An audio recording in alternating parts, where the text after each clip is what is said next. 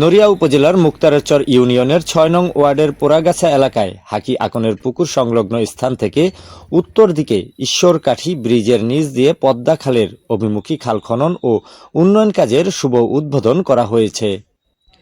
শনিবার ২৮ ফেব্রুয়ারি সকালে উদ্বোধন করেন শরীয়তপুর ২ আসনের মাননীয় সংসদ সদস্য ও শরীয়তপুর জেলা বিএনপির সভাপতি আলহাজ শফিকুর রহমান কিরণ।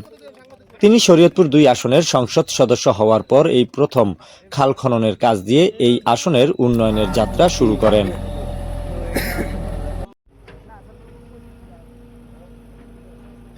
অনুষ্ঠানে উপস্থিত ছিলেন এলজিইডি শরীয়তপুরের নির্বাহী প্রকৌশলী এস.এম. রাফিউল ইসলাম, নড়িয়া উপজেলা বিএনপির সভাপতি মুন্সি শামসুল আলম দাদন, সাধারণ সম্পাদক ফরিদ আহমেদ রয়েল মাঝি, উপজেলা স্বেচ্ছাসেবক দলের আহ্বায়ক উজ্জ্বল শরীফ, সদস্য সচিব বি.এম. আজিজুল হাকিম সহ বিএনপি ও অঙ্গ সহযোগী সংগঠনের নেতৃবৃন্দ এবং স্থানীয় গণ্যমান্য ব্যক্তিবর্গ।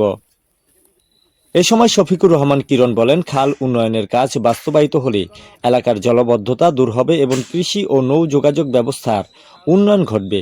স্থানীয়রা এই উদ্যোগকে সমোপযোগী ও জনকল্যাণমূলক পদক্ষেপ হিসেবে অবহিত করেন।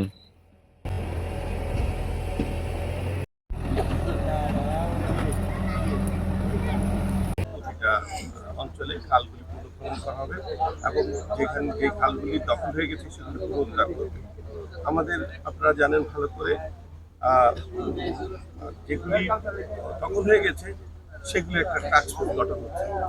তারা একটা নিয়ম শৃঙ্খলার মধ্য দিয়ে আইনানুগ ব্যবস্থা গ্রহণ করে পুনরুদ্ধারের ব্যবস্থা, আর যেগুলি এখন পুনঃখনন এবং নতুন খাল খনন সেগুলি এখন দ্রুত গতিতে। আমি মনে করি এই শরীয়তপুরে একটা অভূতপূর্ব সাড়া পড়েছে যে চারিদিকে খাল খননের সাথে সাথে আমি কৃষকদের মধ্যে একটা উৎসাহ উদ্দীপনা চলছে যে খালগুলি খননের কারণে এবং নতুন খালগুলি করার কারণে আমাদের কৃষি খাতে অভূতপূর্ব বিপ্লব ঘটবে বিশ্বাস।